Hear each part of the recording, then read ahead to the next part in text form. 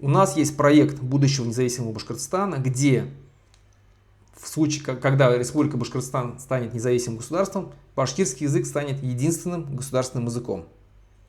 Татарский язык, скорее всего, получит официальный язык в Республике Башкортостан. Так же, как и русский. Русский будет официальным языком на 35 лет. Только на 35 лет. Ну, примерно там плюс-минус. Может быть 25 лет, может быть 30 лет, может быть 35 лет. Ну, примерно мы так рассчитали, что будет 30-35 лет.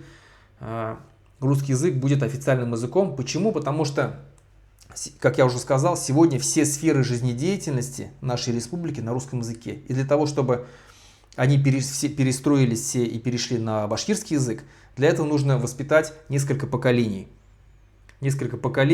И чтобы специалисты обучились в своих сферах, медики, юристы, экономисты, инженеры на башкирском языке, получили образование и начали внедрять уже знания все вот эти вот на башкирском языке. Это будет происходить постепенно. Сразу это невозможно сделать, потому что наступит просто коллапс государственности.